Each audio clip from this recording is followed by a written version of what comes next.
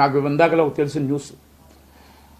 నాసామరంగకు కూడా రేట్లు పెంచారంట, పెంచమని ఏపీ గవర్నమెంట్ని అడిగారంట. అంటే ఎక్కడికి వెళ్ళిపోతుందో నాకు అర్థం కావట్లే.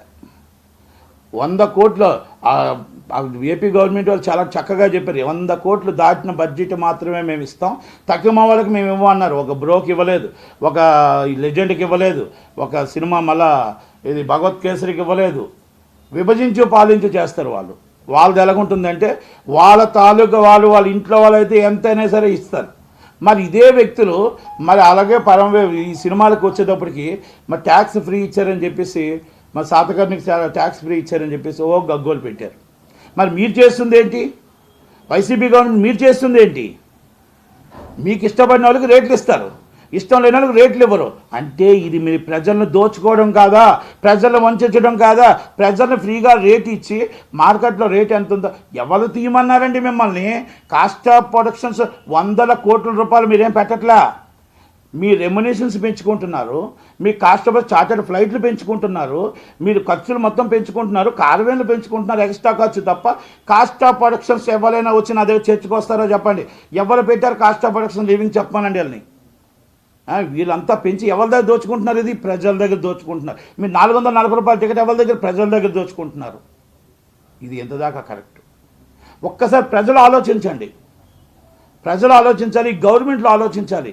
ఇది ప్రజల సొమ్ము, ప్రజల డబ్బు తీసుకొని ఏది మీరు సినిమాకి ఇప్పుడు బస్కి మన ఊర్లో వెళ్ళాల్సి వస్తే బస్సు ఎంత రేట్ అయినా కొంటున్నారు కదా అని, సినిమా కూడా ఎంటర్టైన్మెంట్ అండి, ఎంటర్టైన్మెంట్ కావాలని చెప్పి ఆ ఎంటర్టైన్మెంట్ విషయంలో వాళ్ళు టికెట్ ఎంత రేట్ అయినా కొంటారని ఫ్యాన్స్ అని అభిమానాన్ని మనం దోచుకోకూడదు, అభిమానాన్ని దోచుకోకూడదు. ఒక్కసారి ఆలోచించుకోవాలి, ఆలోచించుకొని నిర్ణయం తీసుకోండి. ఛాంబర్లు కూడా హనుమాన్ థియేటర్లకు అన్నింటికి థియేటర్లు ఇస్తాయని, గవర్నమెంట్ కూడా 2 గవర్నమెంట్లు చొరవ తీసుకుంటాయని, మరి అలాగే రేట్లు పెంచకుండా చూస్తాయా?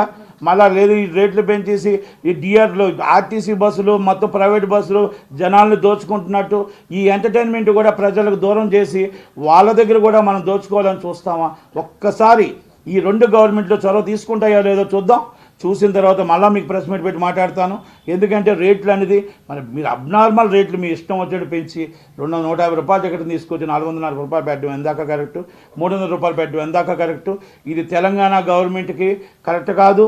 ఇది తెలంగాణ ప్రజలు డబ్బుని మనం తీసుకొని ఏం చేస్తున్నాం? ఇలా రెమ్యునేషన్లు పెంచుతున్నాం, ఇలా ఎంజాయ్మెంట్ పెంచుతున్నాం అనేది గుర్తుపెట్టుకోవాల్సిందిగా చెప్తున్నా.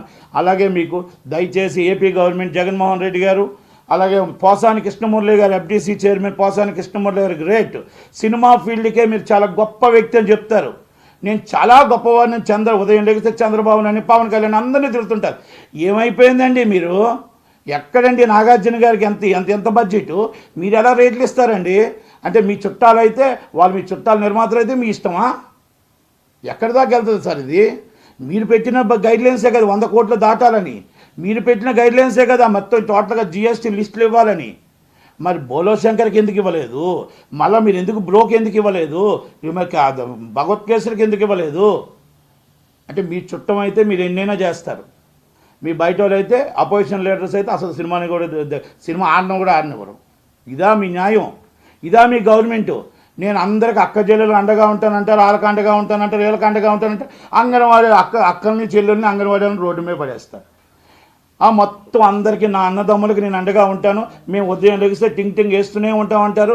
మున్సిపల్ కార్మికులకు జీతాలు పెంచరు, మున్సిపల్ కార్మికులు మొత్తం సమ్మెతో రోడ్డు మీద ఉంటారు.